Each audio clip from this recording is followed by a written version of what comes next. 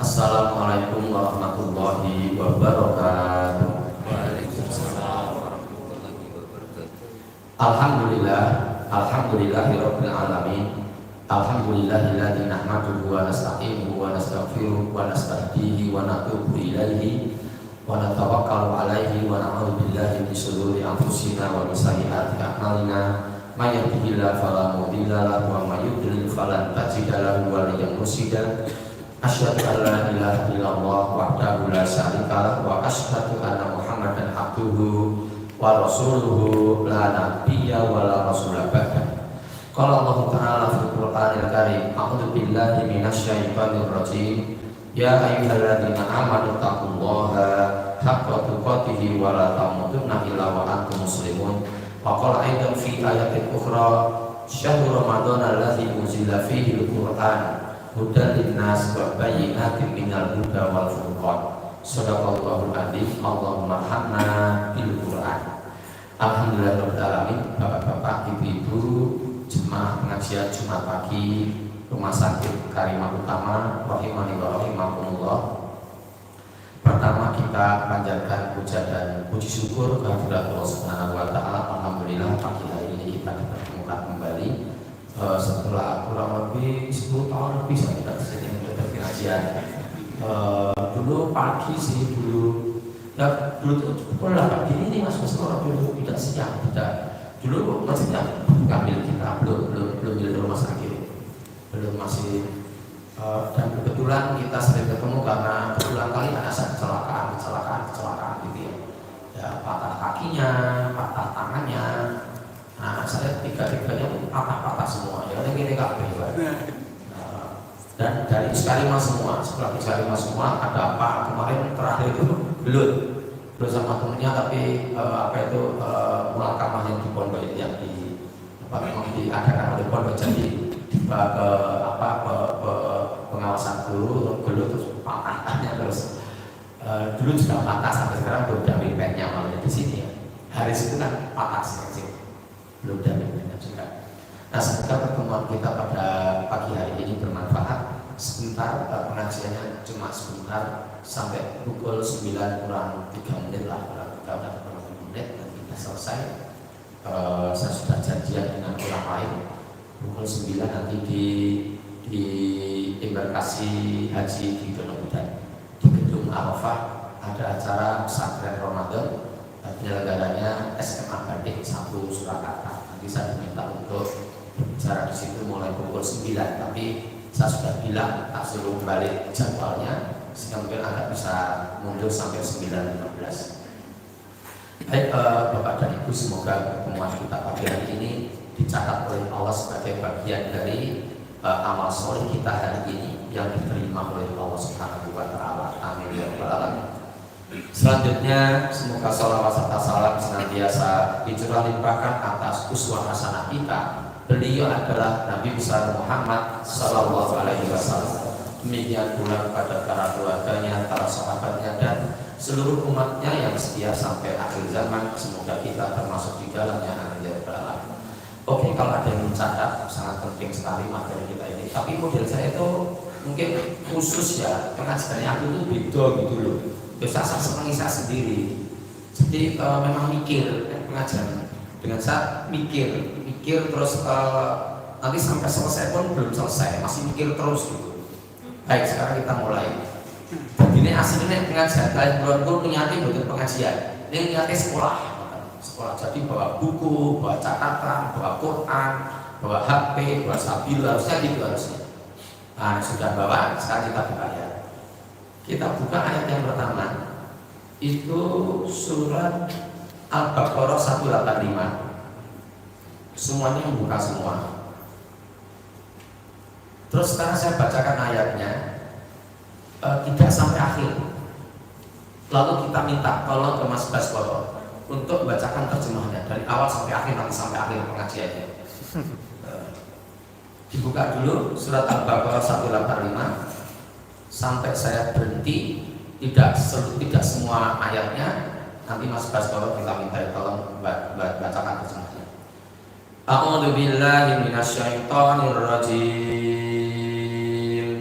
Syahrul Ramadan alladzi unzila fihil Qur'an hudal linnas wa bayyinatin minal huda wal furqan. Terjemahkan Mas Pastor.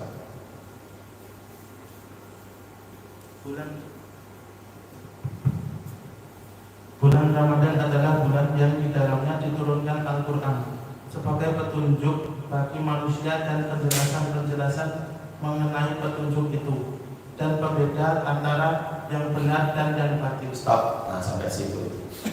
Jadi, attention please, mohon perhatian semuanya. Jadi dari ayat itu kita tahu bahwa Al-Quran ini itu diturunkan kepada kita, itu orang-orang yang sekedar diturunkan, enggak, keliru. Kalau hanya dibaca tok keliru. Jadi baca tok itu bagi saya keliru. Harusnya difungsikan. Fungsinya itu ada 3 menurut Al-Baqarah 185. 1, jadi fungsinya ini, fungsi Al-Quran ini itu ada 3. 1 sebagai petunjuk, 2 sebagai penjelasan, 3 sebagai pembeda.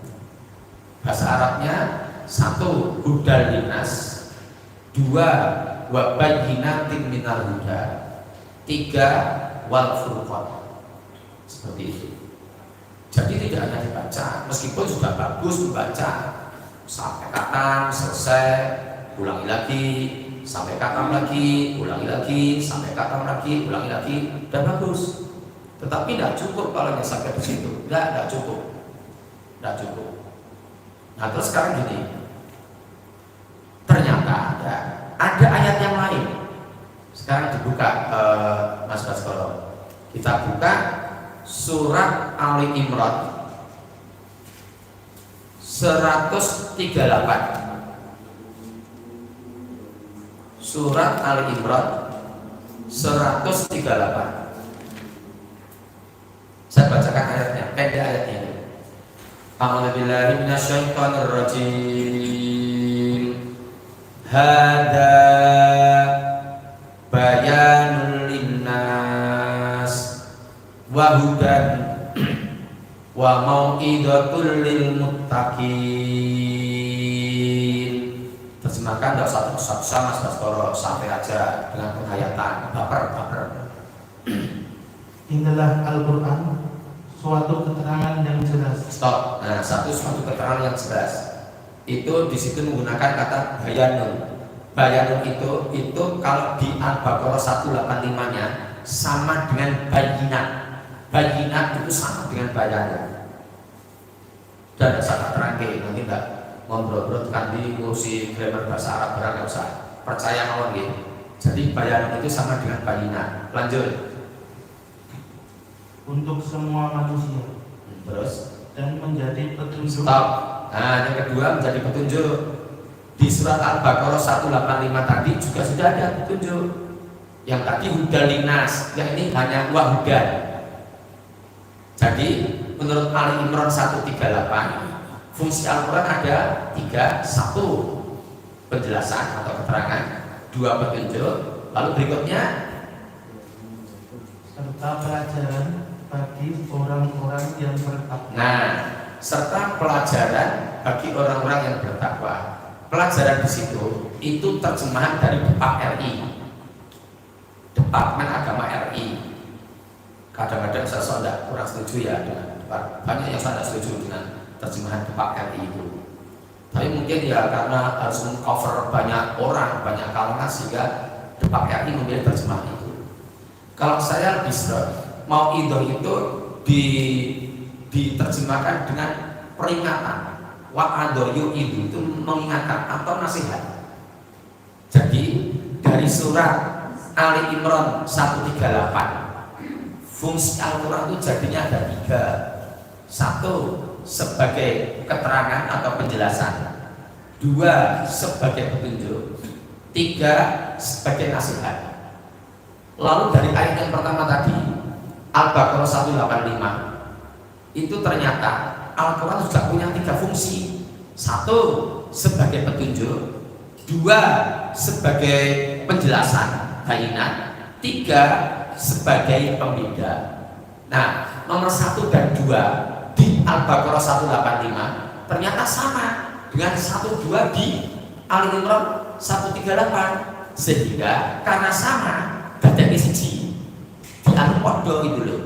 Sehingga Bapak Ibu attention please ya, Al-Quran itu fungsinya diturunkan kepada kita itu ada 4 fungsinya. 1, sebagai petunjuk. 2, sebagai penjelasan atau keterangan. 3, sebagai pembeda. 4, sebagai nasihat. Titik. Seperti itu. Terus kalau kita, ini direkam ya?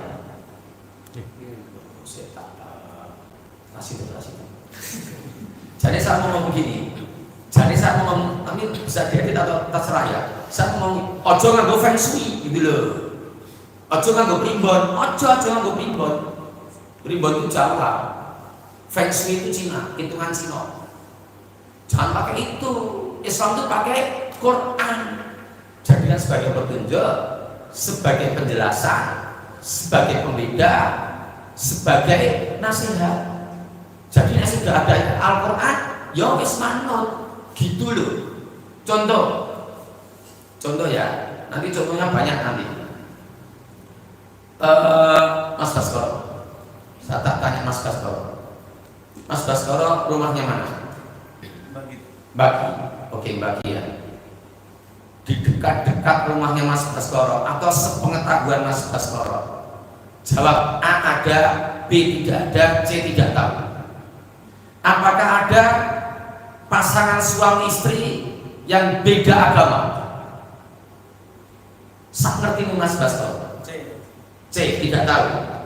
Ganti saya, Bapak panjenengan Pak. Sepuluh panjenengan ada enggak di tempat panjenengan atau yang panjenengan tahu? Yang pasangan suami istri beda agama, salah satunya muslim atau muslimah. Ada? Panjenengan tahu orangnya. Oke. Panjenengan kenal dengan beliau. Nah, beliau kenal dengan panjenengan. Ya sudah. Tidak usah kepo terlalu jauh ya. Nah, jadi orang yang semacam itu dia tidak menggunakan Al-Quran sebagaimana fungsinya. Apakah di Solo ada yang seperti itu? Ombyokan banyak sekali di Solo, banyak sekali ya. Suami istri beda agama, ngene direkam ini nanti di-share mana-mana. Gini itu berarti dia tidak menggunakan Quran sebagai petunjuk, sebagai penjelasan, sebagai pembeda, sebagai nasihat. Sudah dinasihati oleh Allah tapi tidak mau. Loh apa enak dalilnya? Ada. Buka Mas Baskoro sekarang. Nah, kita lihat sekarang surat Al-Baqarah ayat 221. Tenang ya, bacanya juga dengan penghayatan, baper, pakai perasaan. Lah model pengajian lo ngeten iki Bapak Ibu nek sing dereng tahu. Dadi kudu nyatet, nek mboten nyatet mali. Mesti lali ngomong ngoten tok ya ngoten kita lali, mesti lali. Nah, sesuk nek kula kan pengajian mriki karo Mas Eko, nggo catatan. Penting yang saya sampaikan, kula nggih milih, makan milih, tur kira-kira bermutu sing kula sampaikan mboten ngoyo-ngoyo omong kosong mboten, bermutu. Nah, dah ya. Sekarang kita lihat ayatnya. Saya bacakan ayatnya, lalu Mas Baskoro bacakan terjemahnya. Al-Baqarah 221. Yang lain mana? A'udzu billahi minasyaitonir rajim. Wala tankihul musyrikati hatta yu'minna wala amatum mu'minatun khairum min musyrikati walau a'jabatkum wala tunkihul musyrikina hatta yu'minu wala abdum mu'minun khairum min musyriki walau a'jabakum ulaika yad'una ilan nar wallahu yad'u ilal jannati wal maghfirati bi'idnih wa yubayyinu ayatihi linnas la'allahum yatadakkarun. Terjemahkan. Dan janganlah kamu nikahi perempuan musyrik sebelum mereka beriman. Sungguh hamba sahaya perempuan yang beriman lebih baik daripada perempuan musyrik, meskipun dia menarik hatimu. Stop dulu sampai di sini. Attention please, perhatian. Jadi dari ayat itu, seorang laki-laki yang beriman itu tidak boleh menikahi seorang wanita yang musyrik. Musyrik saja tidak boleh, apalagi kafir. Gitu.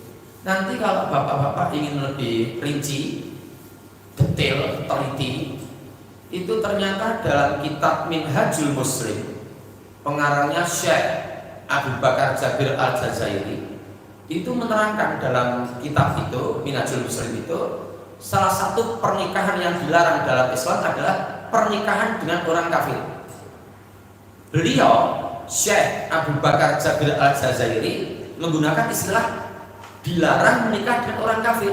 Padahal ayat yang dipakai oleh beliau untuk dalilnya itu yang ini gitu loh. Padahal di situ dalam ayat itu tidak ada kata kafir, yang ada musyrik. Kan musyrik di situ. Jadi laki-laki beriman tidak boleh menikahi seorang perempuan musyrik.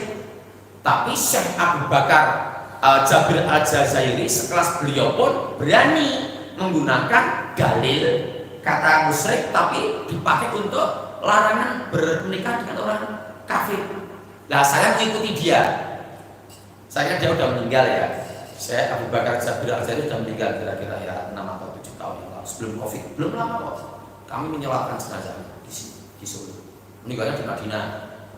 Dan buku Minhajul Muslim itu datang ke Indonesia pertama sekitar tahun 80-an. 1980 diterjemahkan pertama sekitar 1983. Kami, saya dan teman-teman sudah belajar buku itu pas tahun 1983 di Pondok Rugi dulu dalam versi bahasa Arab aslinya. Sing mulang Pak Manat, nggak sing mulang saya Pak Manat, Abdul Manat itu, Mendungan itu.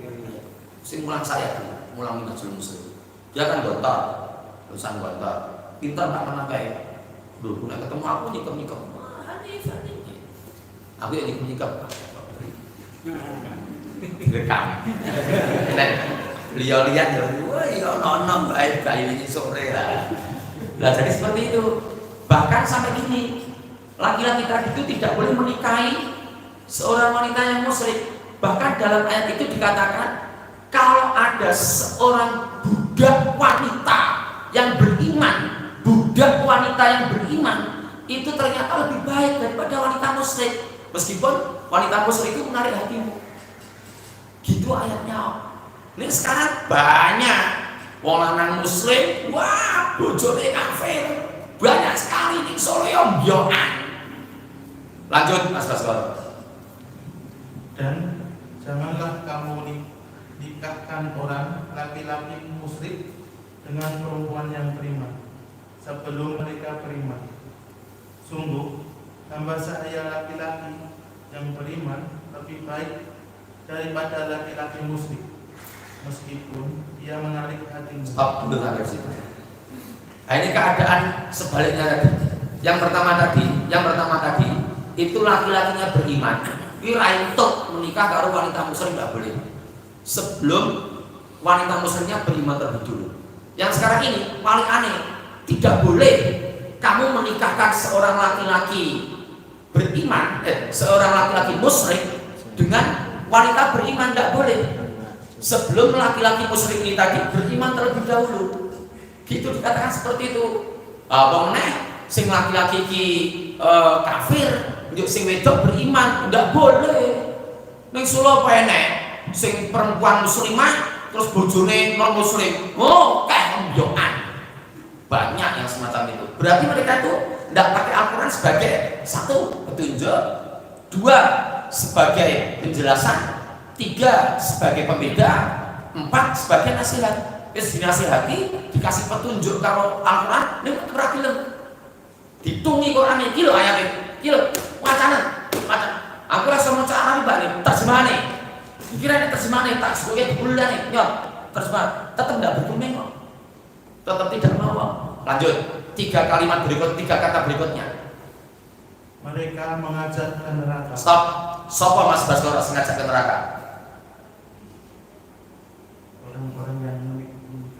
Orang-orang yang Orang sing musyrik lho, sing menikah ya orang loh. Jadi di situ itu yang mengajak ke neraka itu yang musyrik tadi, itu yang kafir tadi itu. Ini kok do gelem? Ya agak miris ya. Saya tuh pernah pengajian maghrib sampai isya, masjidnya saya rahasiakan dulu. Nanti bapak-bapak tetap ngomongso saya nanti saya beritahu lewat WA. Suatu ketika saya pengajian sampai isya, terus saya selesai imam isya, terus saya pulang setelah sholat ba'diyah isya saya pulang. Tahu-tahu ada jamaah bapak yang nyamperin saya, Pak Hanif, mohon maaf, tadi itu bagus sih materinya, tapi Pak Hanif nggak tahu ya ada apa Pak?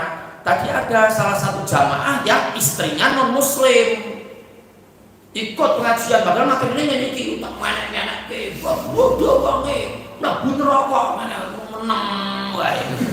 Lah terus akhirnya kan saya tanya, lo yang mana Pak?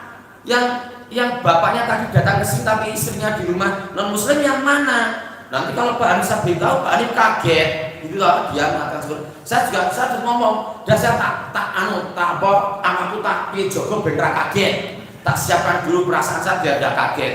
Akhirnya dia pelan-pelan ngomong, yang istrinya non muslim itu muadzibnya Pak. Wah aku tetap jomblo Mas, jomblo ya Allah, kaget ya wah muadzib kok. Nah jadi semacam itu. Dan ternyata banyak orang yang semacam itu milih nikah karo wong sing kafir karena cinta.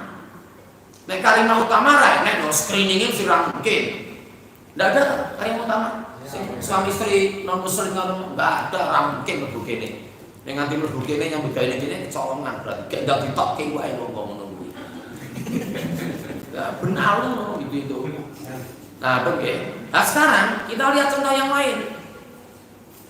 Sekarang sing Mas Baskoro ning Mas ning tidak ndalem jenengan. Ada ndak muslimah dewasa sing nganggo kudung mung trimo telunggon pengajian jago manten layak tok? Ada ndak Mas Baskoro? Ada. Panjenengan dalem pundi, Pak? Betul sikat iki wau. Enten to? Dadi wong wedok muslimah dewasa wis menstruasi itu ternyata nganggo kudunge itriwa pas pengajian jago manten layak nyapu latar copot dasteran tok tangan tengen nyekel sapu tangan kiwa nyekeli dodok nutupi nggo daster. Dasarnya 15 tahun pun tipis ngoten niku. Terus nyapu, tangane tengen nyapu, bungkuk ngoten niki. Delalae kok daruwa, gegere gatel. Wah, dikukur. Nah, ngukur ngeten. Niki tetep nyapu. Yo wis enek wong jenenge Hanif karo Baskoro. Numpak motor. Ya Allah, Mbak, ketok mimike Mbak. Ketok mimike Mbak, ya Allah. Kosong-kosong. Itu berarti makanya gini ya. Saya tak menyampaikan saya membuat istilah baru yang dalam ilmu fikih tidak ada. Dalam ilmu fikih tidak ada, di buku-buku juga tidak ada. Tapi saya hanya berdasarkan analisis saya dan saya siap untuk diminta didiskusikan. Jadi saya mengistilahkan dengan murtad total dan murtad parsial. Itu istilah yang baru saja saya utak-utak sendiri, tapi belum saya launchingkan di publik belum. Jadi ada murtad total, ada murtad parsial. Murtad itu sebenarnya berasal dari kata roda yarudu. Jadi murtad itu bukan keluar Islam, bukan, maknanya bukan keluar dari, bukan, tapi rodaya rudut artinya menolak. Nek menolak itu berarti nek enek wong wedok sing salate tertib, dewasa muslimah salate tertib, rapi, kontinu, ajeg terus menerus 5 waktu sehari semalam, ning ra nggo kudung, itu yang saya sebut dengan murtad parsial. Gitu. Murtad parsial padha karo munafik, sama dengan munafik. Di Solo yo ano sing nganggo kudung wong 3 gon tadi itu ya kok daruan yang di tempat di rumah saya aman insya Allah. Saya tidak pernah ngeloki anak saya takon nggak kudung sebabnya anak saya laki-laki semua. Empat laki-laki semua, jadi tidak pernah le nggak kudung le. Nenek Nurul wah sosok eleke Bune arep di ajeng itu Mbak Gendes dan Mbak Mariati rambutnya kita ilut itu tok ciput. Oh nggih. Oke toh tunggu sing rapi toh. Oh nggih. Kaos kaki. Oh kaos kaki I love you. Sebenarnya surga barang-barang honor kalau anak-anak barang nganggo kaos kaki itu kuwi. Itu dalam rangka menggunakan Al-Quran sebagai 4 fungsi tadi itu. Gitu. Akhirnya analisis saya juga sama. Nek enek wong sing goes, wong lanang goes, ning saka kene ketok, saka kene tekan kene ketok, itu juga sama, tidak menggunakan Al-Quran sebagaimana fungsinya. Ini kan aurat ini tidak boleh kelihatan. Wong wedok ketok ujule, tidak boleh. Marake umat, marake gliyang blodor. Boleh. Sing badminton pakai celana pendek dhuwur dengkul, wis lingge, godres, kaose, wah, ketok udel ngedun. Ndak boleh, itu aurat. Ada keterangannya semua, ayatnya ada, tapi ayatnya ndak langsung, tapi hadisnya nanti ada. Gitu. Nah, jadi model-model seperti itu kita fungsikan Al-Quran itu sebagaimana 4 tadi itu. Oke ya. Sekarang berikutnya, satu contoh lagi ya, ngeten, Mas Baskoro, tolong dijawab A ada, B tidak ada, C tidak tahu. Yang setahu Mas Baskoro, tonggo-tonggo nih, apa ada orang yang sholatnya bolong-bolong? Selangkah itu nih loh. Ada. Ngerti wongnya jenengan? Kenal dengan orangnya? Tahu rumahnya, tapi saya tidak tanya rumahnya. Tapi tahu rumahnya panjenengan. Dia juga kenal dengan panjenengan. Yakin jenengan bahwa dia sholatnya bolong-bolong? Enten buat tebak silatan itu. Jawabannya A, B, atau C. A ada, B tidak ada, C tidak tahu. C tidak tahu. Dan itu sholat kafir bolong. Jenengan Mas. Dan ngertos sebagai enten wong Islam sing ngaku Islam ning salate bolong-bolong. Jumatan tok. Enten yakin dan ngertos wong iki. Kula yakin, saya tahu. Jadi banyak orang-orang yang salatnya Jumatan tok atau tidak sholat sama sekali. Ada yang sholatnya hanya Idul Fitri dan Idul Adha. Itu berarti tidak memfungsikan Al-Quran sebagaimana mestinya. Loh ayatnya apa enek? Enek ayatnya. Buka Mas Baskoro. Golek ana dhewe Mas. Ben ngajak sepuluh yo ben sing bukan. Wis masa sing do wae. Pengajian tekan kene tekan kok Jumatan. Kuat lho aku pengajian 3 jam. Nah, kita lihat sekarang surat Al-Ankabut surat ke-29. Ayatnya ayat yang ke-45. Cetok banget di situ itu. Surat ke-29 namanya Al-Ankabut ayat 45. Saya bacakan ayatnya sekarang. A'udzu billahi minasyaitonir rajim. Utlu ma uhiya ilaika minal kitab wa aqimis shalah. Saya ulangi, wa aqimis shalah. Saya ulangi sekali lagi, wa aqimis shalah. Innas sholata tanha 'anil fahsya'i wal munkar wala dzikrullahi akbar wallahu ya'lamu ma tasna'un. Yang mengakhiri sholat nanti diulang sampai 3 kali Mas Baskoro. Monggo dari awal. Bacalah kitab Al-Quran yang telah diwahyukan kepadamu Muhammad, dan laksanakanlah sholat. Stop, diulang sampai 3 kali. Dan laksanakanlah sholat. Dan laksanakanlah sholat. Disangkas. Dan laksanakanlah sholat. Lanjut. Sesungguhnya sholat itu mencegah dari perbuatan keji dan munkar. Dan ketahuilah, mengingat Allah itu lebih besar keutamaannya daripada ibadah yang lain. Allah mengetahui apa yang kamu kerjakan. Jangan manipulasi terjemahan. Caranya kurang ngerti. Dalam kurung sholat kan biar diwaca tak. Serapot karo kanca tak murai. Rasa bocor Mas. Jadi maksudnya mengingat Allah itu dengan sholat. Mengingat Allah kan bisa dengan tadabbur alam, mengingat Allah dengan cara bersilaturahim, mengingat Allah dengan menikah, mengingat Allah dengan ngopeni anake, mengingat Allah dengan ngopeni bojone, itu mengingat Allah. Nih itu khusus sholat toh. Mengingat Allah dengan cara sholat. Sholat itu mempunyai keutamaan yang lebih daripada ibadah-ibadah yang lain. Jadi kalau ada orang yang pengajian gini ini dan belum sholat subuh, baru aja bangun, ya langsung sholat subuh.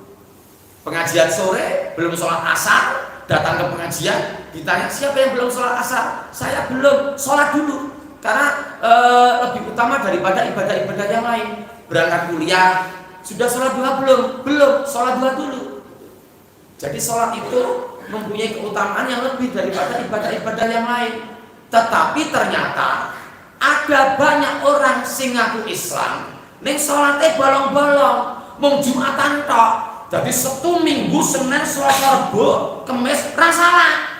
Jumatan ngangkat Jumatan. Sesuai meneh Sabtu, Minggu, Senin, Selasa, Rabu, Kamis rasalah meneh. Jumatan ngangkat meneh.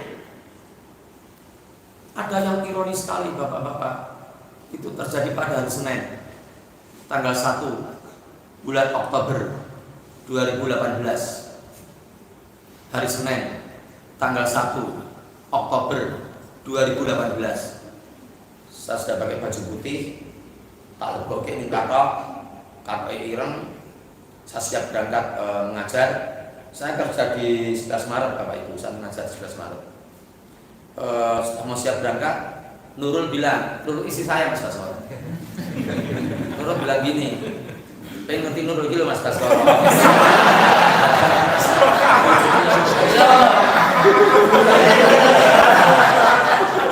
Ini loh Pak Nurul. Hari seperti jadi Nurul bilang gini, ayat ada lelayu. Sapa sing sedo innalillahi wa inna ilaihi raji'un. Bapake kancaku. Oh ngono. Ya si ora ya saiki yo. Gua sepeda motor wae tak goncengke tekan kono nyolake jenazah langsung bali. Aku salah mulang. Niki nganu kok layate rada adoh. Lah ning ndi? Kampung apa? Ten Prasimantoro. Prasimantoro walayat nek kuwi. Iki wisata religi. Dasar kan ya enggak mau toh. Wah, sampai Prasimantoro layat tok mbok salat mbok ning kene. Nek pancen wong apik salat mbok ning kene cukup ra apa-apa. Ayo kancaku akrab banget iki orang-orang Minang. Mas kowe pisan. Sik tangan pun Pak Dwi. Pak Dwi itu kapolri saya. Pak Dwi, assalamualaikum. Aku izin ramulang. Piye to Pak Ustaz ramulang iki piye to? Mahasiswane mesake no iki aku lelayu. Lho, sapa sing sedo?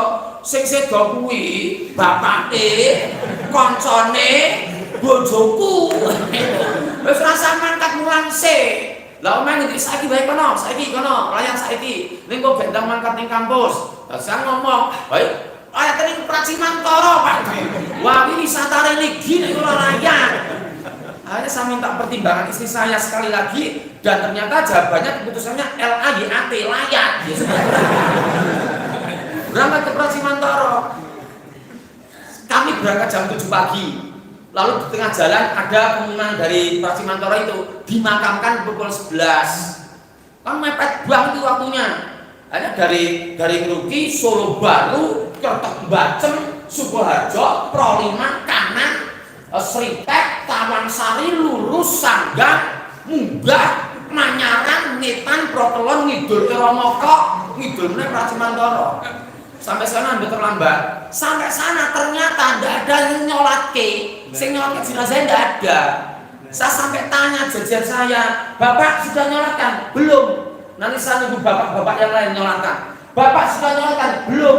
Nanti nunggu bapak-bapak yang lain. Tapi tadi anaknya ngendika bahwa bapakku rasa disolati. Itu kisah nyata betul. Oktober tanggal 1 bulan Oktober 2018, harinya hari Senin. Berarti sampai Oktober kemarin sudah 5 tahun beliau di alam kubur.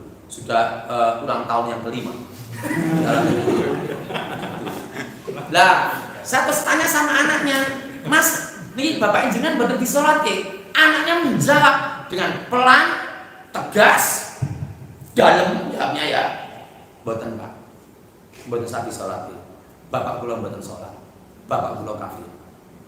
Lho jenengan puteran to? Nggih. Lah napa jenengan mboten ngilike? Kula sing ngilike pun bolak-balik. Nanti nggih hampir tiap hari ngilike. Anak bapak itu 3 Pak. Semuanya ngilike semua ngaji semua anak-anaknya. Cucu-cucunya itu meninggal di usia 71 tahun. Sudah tua. Meninggal di usia 71 tahun sudah tua. Cucunya udah banyak. Cucu-cucunya tuh yang milik yang kong ayo ke masjid, yang kong ayo ke sholat, yang kong ayo ke mengingat Allah. Tapi tidak mau sampai meninggal di usia 71 tahun.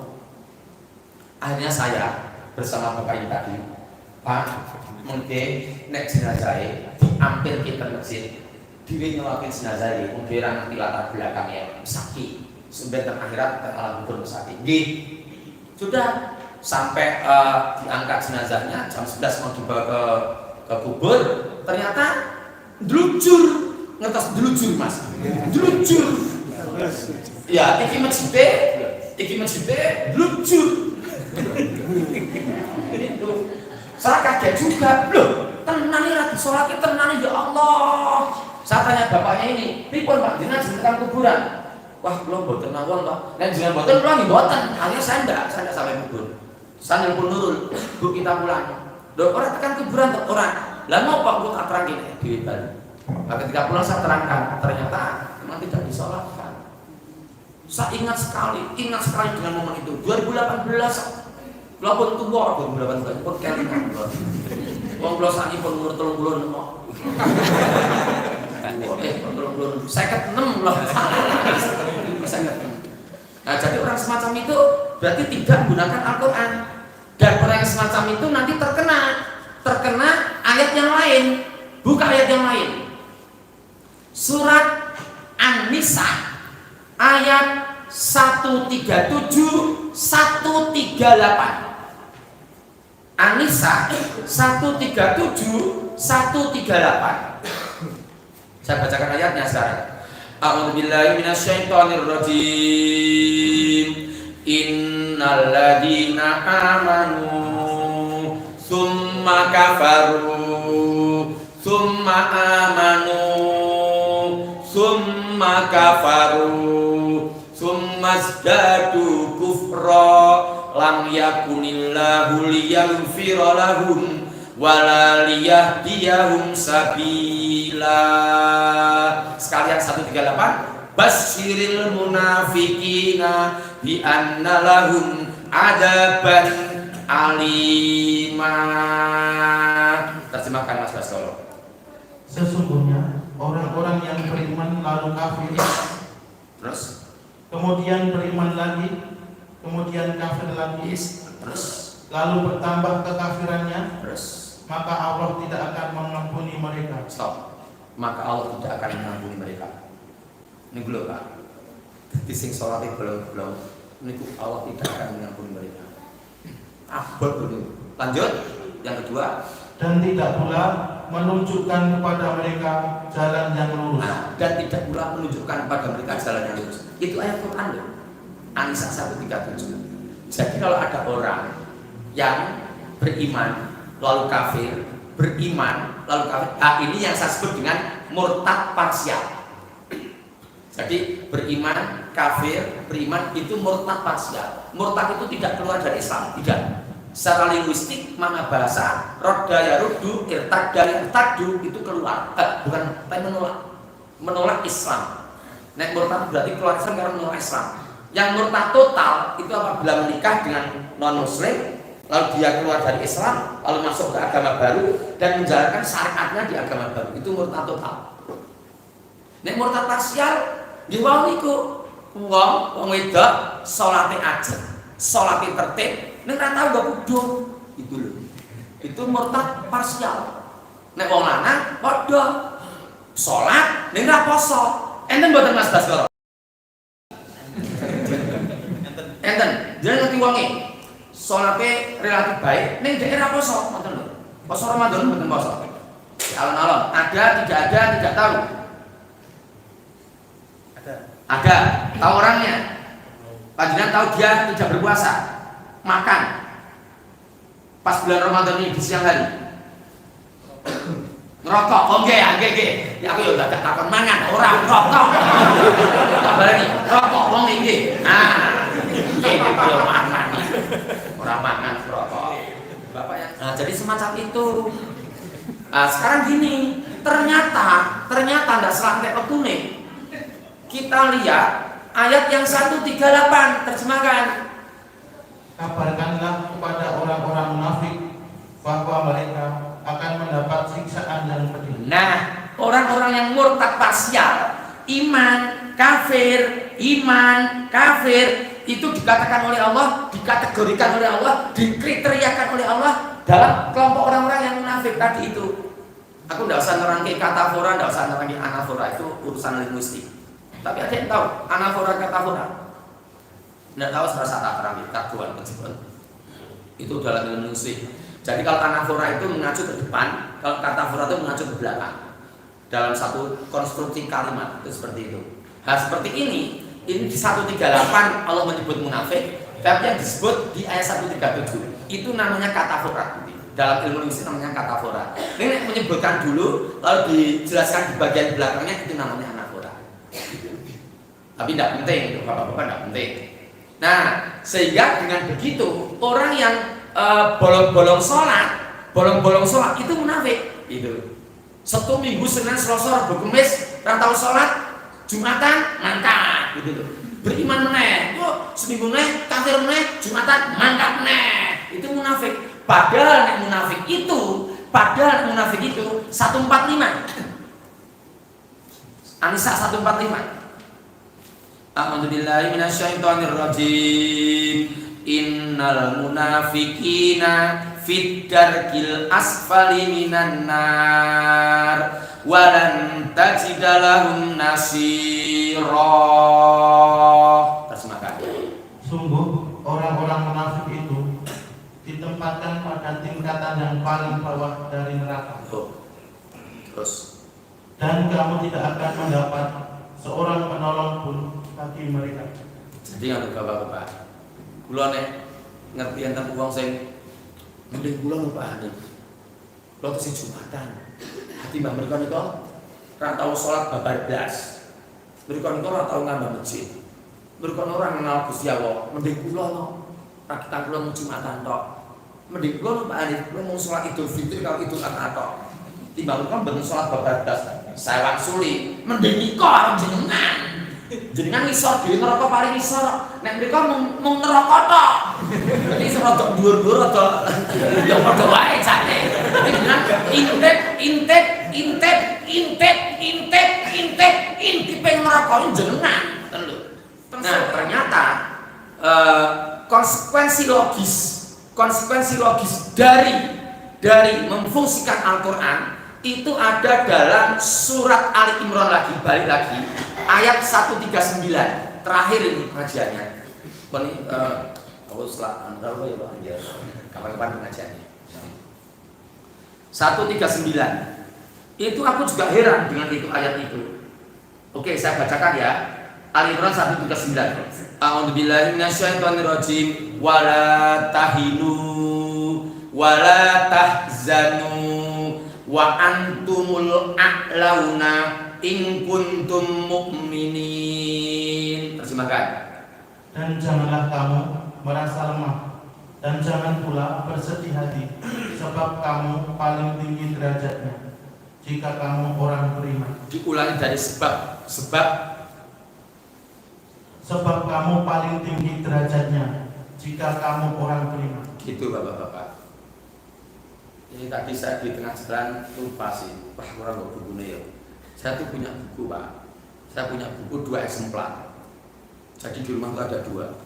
Tapi kalau Bapak mau pinjam, tidak boleh insya Allah. Karena banyak pengalaman mahasiswa pinjam buku tidak balik bukunya. Bukunya itu berjudul direkam apa? Di-share apa? Judulnya itu, bukunya itu 100 tokoh yang paling berpengaruh dalam sejarah. Tak balik nih, 100 tokoh yang paling berpengaruh dalam sejarah. Terus pengarangnya itu non-muslim, jenenge Michael Hart, seorang berkebangsaan Amerika.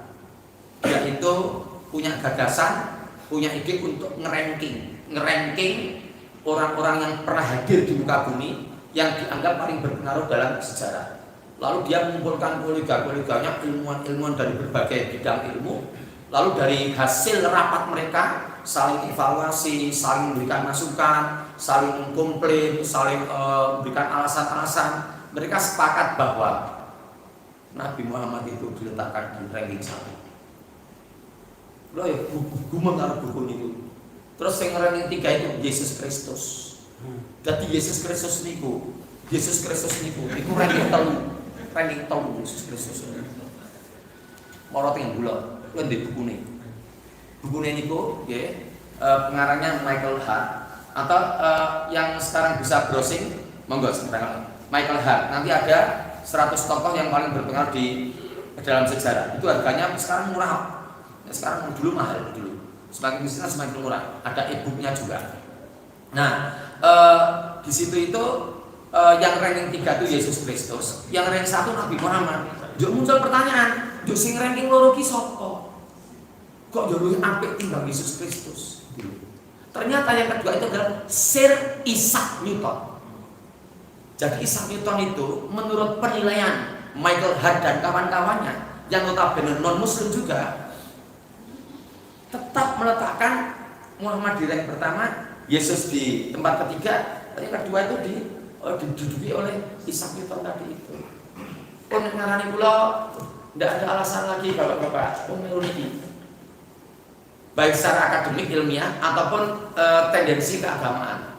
Jadi emosi keagamaan ya kayak ini, buat emosi kesosialan, emosi ke psikologisan, lu ya melu iki ngoten lho. Contoh nggih, ora entuk hibah, ora entuk mendem, ora entuk judi, ora entuk sirik, kon salat, oh ya. Mari kita tutup bersama dengan bacaan alhamdulillah. Ya. Oh tenang. Masih lama. Tenang. Jadi banyak larangan, banyak suruhan dalam Al-Qur'an itu. Mari kita ikuti. Kalau kita ikuti yang tadi yang dibaca oleh Mas Baskoro, wa antumul a'launa in kuntum mu'minin. Sebab kamu orang yang paling tinggi derajatnya jika kamu beriman pada Al-Qur'an ini. Maka konklusinya simpulan akhir ya kita gunakan baik secara emosional atau tidak. Emosional bisa emosional keagamaan, bisa emosional ilmu jiwa, ilmu sosial, ilmu apapun. Oh saya pakai ini Pak. Biar keluar kan ini nurul, nek kira-kira bertentangan karo niki, lo mboten nganggo nasihatin nurul, nek bertentangan karo niki. Lo percaya lagi sepenuhnya, yakin sepenuhnya. Wong sok salat tahajud barang tiap malam. Tenang, salat duha pun sipun ngakoni, kabeh pun ngakoni. Mpun teman salat duha. Niki wong pun ta? Wong iki traweh ta? Traweh dari bolong ta? Dereng ta tenang ta? Yang dari bolong ta? Alhamdulillah. Maca Quran pun katam ta? Oh, dereng. Aku pun kata minggu. Lo kata minggu. Saat ini mulai lagi. Saya sekarang masih juz 1, tapi sudah khatam 2 kali saya. Itu untuk bulan Ramadan ini. Bacanya di mana? Di belakang setir. Pas rehat atau apa? nanti di Nurul Huda UNS masih nunggu sholat, membaca Quran di dalam mobil. Itu bisa cepet toh. Pun mau nih nggak sholat sama-sama. Demikian Bapak Ibu kajian kita pada pagi hari ini. Semoga ada hikmah dan manfaat yang bisa kita ambil. Saya dalam menyampaikan materi ini ada hilaf, ada kurang, ada salah, ada tutur kata yang kurang berkenan, mohon maaf. Akhirnya saya kembalikan lagi kepada Mas Ferry. Keren ya. Mas sangat Ferry, Mas sangat Ferry. Dari saya cukup, aku qouli hadza wa astaghfirullahaladzim li wa lakum billahi taufiq wal hidayah. Assalamualaikum warahmatullahi wabarakatuh.